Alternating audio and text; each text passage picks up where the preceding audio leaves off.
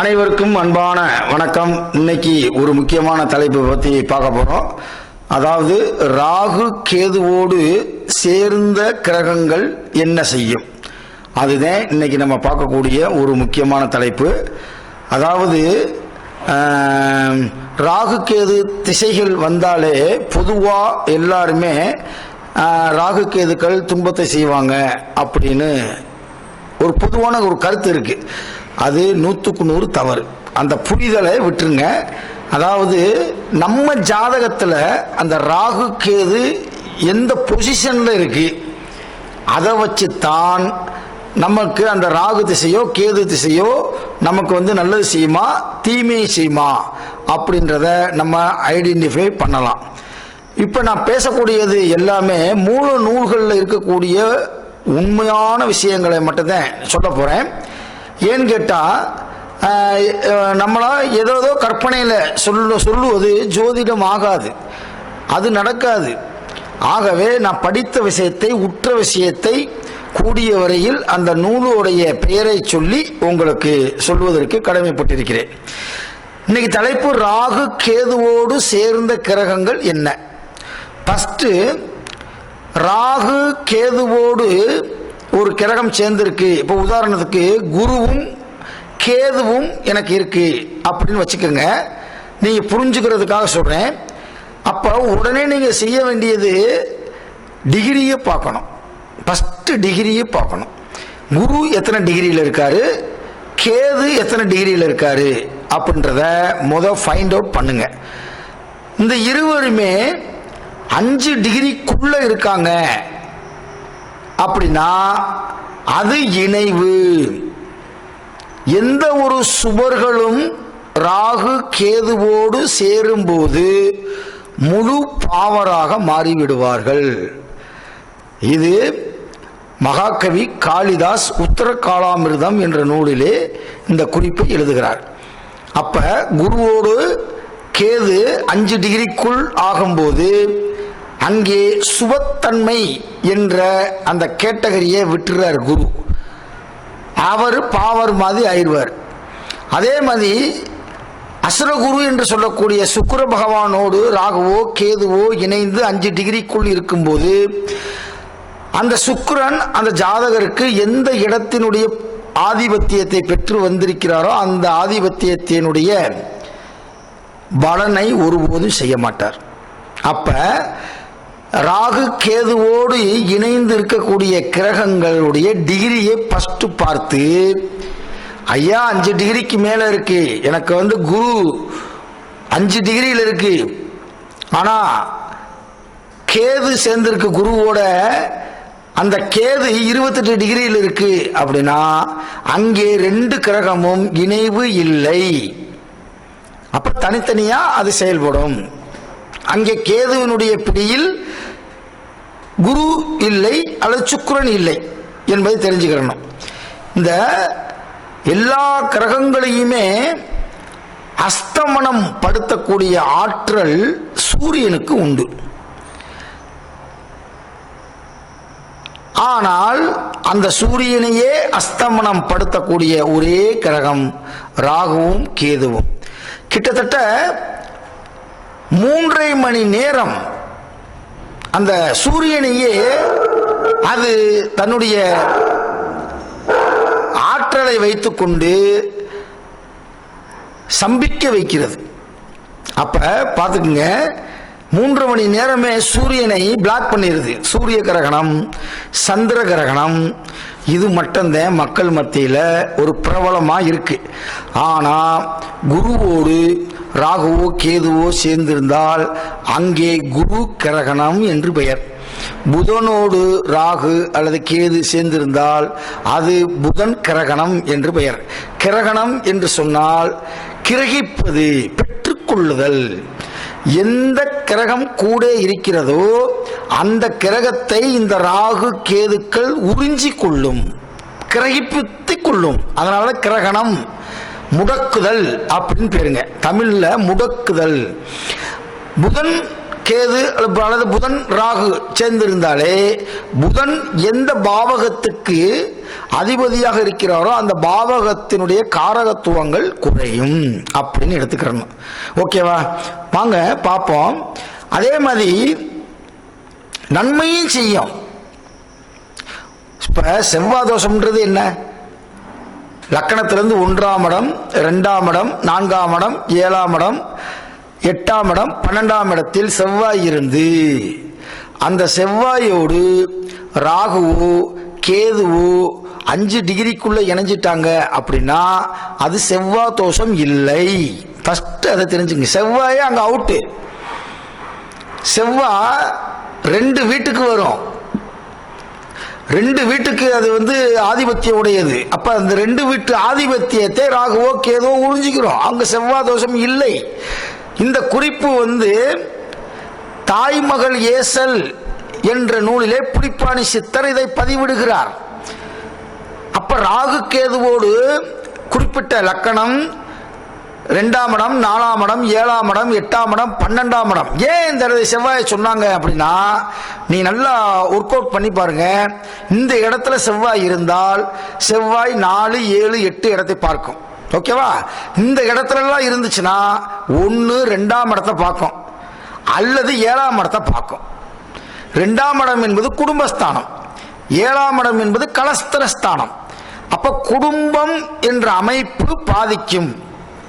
ஒரு ஆணுக்கு இந்த ஜாதகம் இருக்குன்னா பெண்ணை இழக்க வேண்டிய சூழ்நிலையும், ஒரு பெண்ணிற்கு இந்த அமைப்பு இருக்கிறது என்று சொன்னால் ஆணை இழக்க வேண்டிய சூழ்நிலையும் ஏற்படும். எப்ப செவ்வாய் திசை நடைமுறைக்கு வரும்போது, அதுவரை இந்த செவ்வாய் தோஷம் ஒன்றுமே செய்யாது. ஒரு பொம்பளை பிள்ளைக்கு பிறந்த போது செவ்வாய் திசை அப்படின்னு வச்சுக்கோங்க. அஸ்த நட்சத்திரத்தில் பிறக்குது, அந்த பொண்ணுக்கு செவ்வாய் திசை அப்படின்னா அந்த பொண்ணுக்கு 1, 2, 4, 7, 8, 12 செவ்வாய் இருந்தால் ஒண்ணுமே செய்யாது. ஏன் செய்யாதுன்னா அந்த திசையே வரப்போறது இல்லை. அந்த பிள்ளை பிறக்கும் போதே செவ்வாய் திசை முடிஞ்சிச்சு.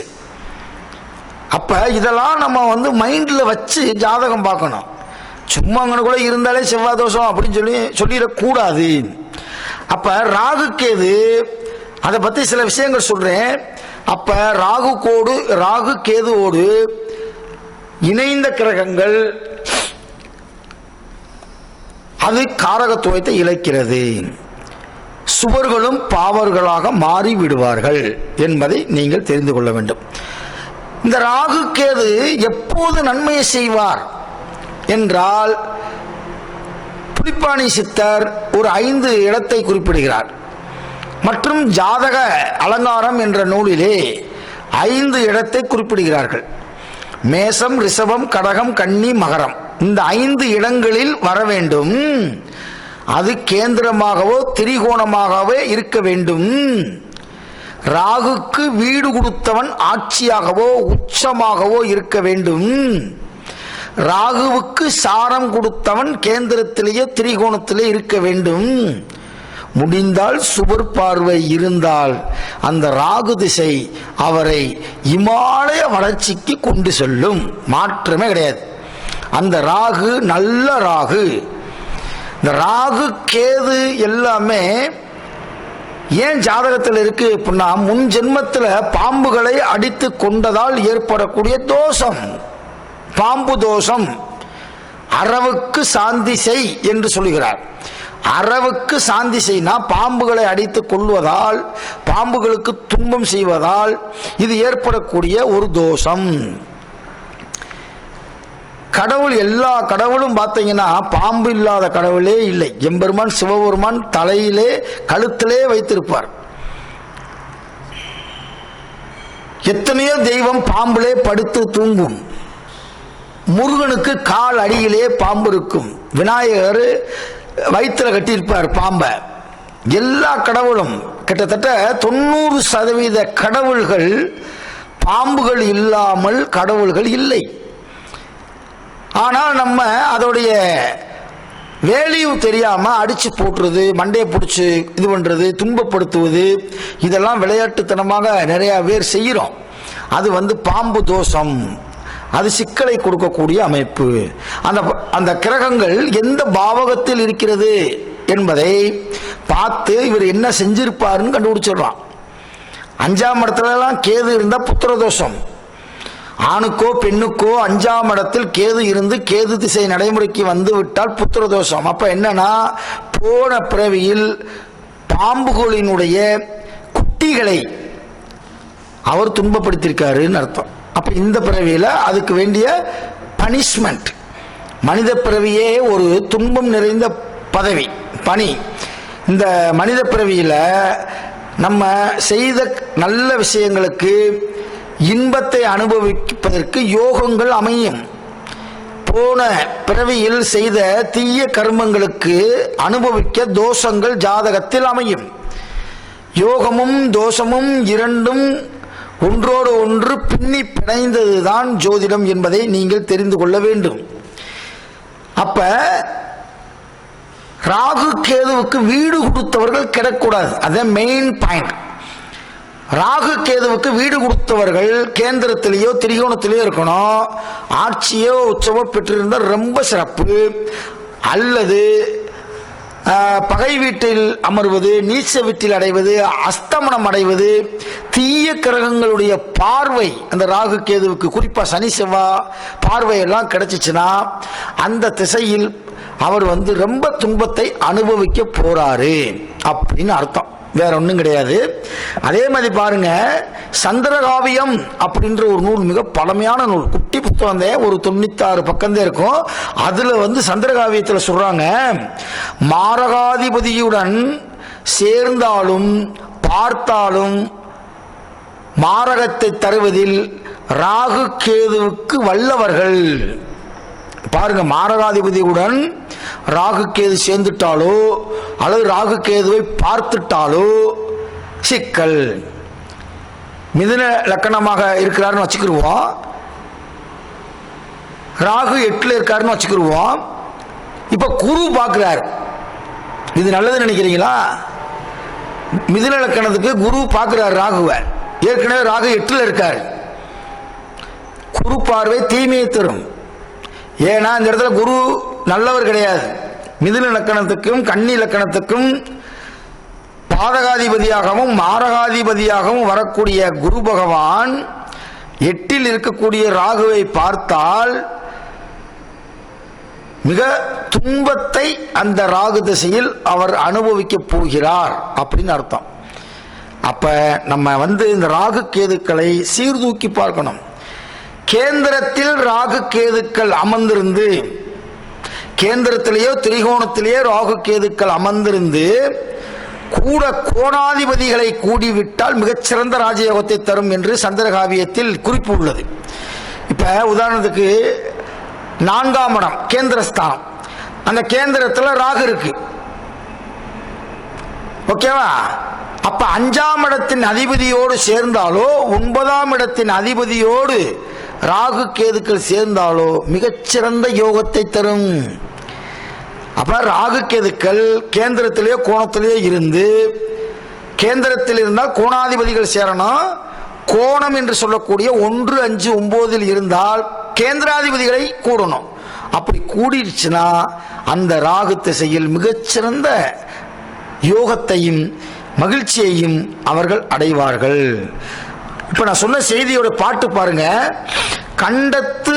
கண்டத்தில் பாம்பு பழுதின்றி அமைந்திருக்க, கண்டம்னா கேந்திரம், கண்டத்திற்கு கோணத்தின் சம்பந்தம் உண்டாயினும் கோணத்தில் பாம்பு நிற்க கண்டத்தின் சம்பந்தம் உண்டாயினும் மிகப்பெரிய ராஜயோகத்தை தருவார்.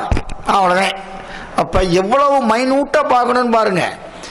ராகு கேதுவை பத்தி பேசணும்னா நம்ம ஒரு 500 வீடியோ போடணும். அவ்வளோ விஷயங்கள் இருக்கு. என்னால் முடிஞ்ச அளவுக்கு இந்த விஷயத்தை சொல்றேன். அப்ப அதுக்கடுத்து ஏற்கனவே ஒரு வீடியோ போட்டேன். அரவுக்கு வீடு கொடுத்தவன் அம்பிளிக்கு கேந்திரத்தில் இருந்தால் அஷ்டலட்சுமி யோகம்னு ஏற்கனவே தனியாக ஒரு வீடியோ போட்டேன். இருந்தாலும் சுருக்கமாக சொல்லிடுறேன். அரவுக்கு வீடு கொடுத்தவர், அரவு என்றால் பாம்பு. அந்த பாம்பு 2 வகைப்படும். ஒன்று கரும்பாம்பு என்றும் இன்னொன்று செம்பாம்பு என்றும் பெயர். கரும்பாம்பை ராகு என்றும் செம்பாம்பை கேது என்றும் ஜோதிட சாஸ்திரங்கள் வர்ணிக்கின்றது. அப்ப ராகு கேதுவுக்கு வீடு கொடுத்தவர் எப்படி இருக்கணுமா? ஒன்னு ராகு கேது இருக்கக்கூடிய இடத்துல இருந்து 5, 9 இருந்தா மிகச்சிறந்த யோகம், வீடு கொடுத்தவர். அல்லது அரவுக்கு வீடு கொடுத்தோடு அம்பிளிக்கு கேந்திரத்தில் இருக்கணும். சந்திரனுக்கு 1, 4, 7, 10 இடத்துல இருந்து சுக்கிரனை கூடிட்டால் அஷ்டலட்சுமி யோகம். 6 ராகு 12 கேது மிகச் சிறப்பு பலன் தரும் யோகம். சிறந்த குரு கேந்திரமேற அஷ்டலட்சுமி யோகம் என்று செய்யும் தொழில் பெரிய யோகத்தை தரும்.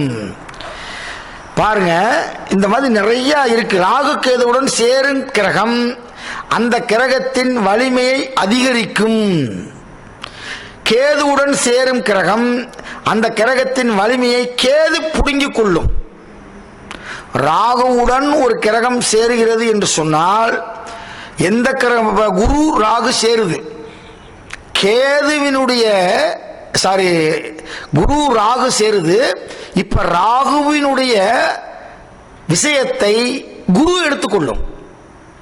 நல்லா கவனிக்கணும், புரியுது? ராகு கேதுக்களோடு இப்ப ராகு எடுத்துக்கிறேன். ராகுவுடன் சேரும் கிரகம் அந்த கிரகத்தின் வலிமையை அதிகரிக்கும்.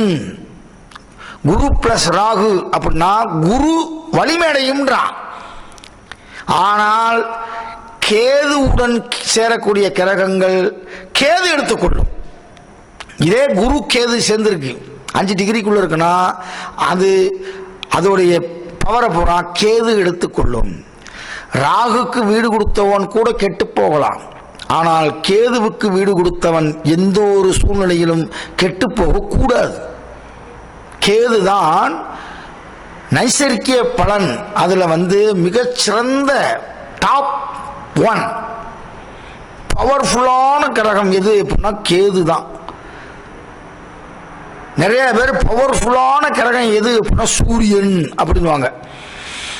சூரியன் கிடையாது. ஜோதிட சாஸ்திரத்தில் பவர்ஃபுல்லான ஒரு கிரகம் கேது, அதை தெரிஞ்சுக்குங்க. அதுக்கு அடுத்தது ராகு. ராகு யோகக்காரகன், கேது ஞானக்காரகன். ராகு யோகத்தை கொடுக்கக்கூடியவன், கேது ஞானத்தை மட்டும் கொடுப்பான், ஐடியாவை கொடுப்பான், யோசனையை கொடுப்பான். புத்தியை ஷார்ப்னரை வச்சு திரும்பி புத்தியை நல்ல கூர்மையான பென்சிலை போல ஆக்கி விடுவான் கேது. அதே அவனுடைய இது. அப்ப அரவுக்கு வீடு கொடுத்தவன் சூரியன் சந்திரனுக்கு ஆகாது. பார்த்துக்குங்க, அரவுக்கு வீடு கொடுத்தவே சூரியன் சந்திரனுக்கு ஆகாது. சூரியன் ஆட்சி பெற்று ராகு சேர்ந்து 2இல் ஆட்சி பெற்றால் வெகு பேச்சு பேசுவான். ராகு காரகத்துவம், வெகு பேச்சு பேசுறது. லக்கணத்துக்கு 2ஆம் இடத்தில் ராகுலாம் இருந்துச்சுன்னா வெகு பேச்சு பேசுவான். லக்கணத்துக்கு 2ஆம் இடத்தில் கேது இருந்தால் வாயில நல்ல வார்த்தையே வராது. அது ஜோசியருக்கெல்லாம் லக்கணத்திலிருந்து 2ஆம் இடத்துல கேது இருந்தால் உள்ளதை உள்ளபடி சொல்லும் ஜோசியர். எதையும் மறைக்க மாட்டார். இந்த சில பேர் மைனஸ் எல்லாம் நான் பிளஸா சொல்லுவேன் பாருங்க, அப்படிலாம் சொல்லவே மாட்டார். 2ஆம் இடத்துல கேது இருந்தா என்ன இருக்க சொல்லுவார். நல்ல விஷயம் இருக்கா அடிச்சு சொல்லுவார். அதே நேரத்தில் கெட்ட விஷயம் இருக்கா அதையும் அடிச்சு சொல்லுவார். கேதுவுடைய ஸ்பெஷாலிட்டி. அப்ப ராகு காரகத்துவம், பெரும்பேச்சு. கேது 2ஆம் இடத்திலேயோ 11ஆம் இடத்திலேயோ இருந்தால் சுயதேசம், உள்ளூரில் வாழ்வான். 2ஆம் இடத்திலேயோ 11ஆம் இடத்திலேயோ கேது இருந்தா வெளிநாடே போக முடியாது. போனாலுமே திருப்பி வந்துருவான் ஒரு 6 மாசத்துல. இதெல்லாம் மூல நூல்ல இருக்கு விஷயம், உள்ளுக்குள்ள இருக்கு. சொந்த ஊரில் அரசு வேலை செய்வான்.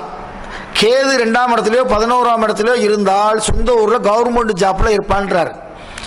செம்பாம்பு பொல்லாதப்பா, தங்கம் மனைவி கிடைக்கும், இந்திர பதவி கிடைக்கும், இல்லத்தில் வல்லவனடா புனிதம் பார்த்தாள். புனிதன் அப்படின்றது சுபக்கிரகங்கள் பார்த்துட்டா அவன் பெரிய ஆளு அப்படின்ற இந்திர பதவி கிடைக்கும். இந்திர பதவினா ஒரு மிகச்சிறந்த பதவி அவருக்கு கிடைக்கின்றார். இந்த மாதிரி ராகு கேதுக்களை பற்றி பேசிக்கிட்டே இருக்கலாம். இப்ப என்னால முடிஞ்ச அளவுக்கு ஒரு குட்டி வீடியோ தான் போட்டிருக்கேன். இதை குறிப்பிடுத்தி வைத்துக் கொள்ளுங்கள். நீங்க உங்களுடைய எண்ணங்களை கமெண்ட் பாக்ஸில் தெரிவிங்க. லைக் பண்ணுங்க, ஷேர் பண்ணுங்க. மீண்டும் அடுத்த தலைப்பில் உங்களை சந்திக்கிறேன். அதுவரை உங்களிடமிருந்து விடைபெறுவது வாழ்க வளமுடன்.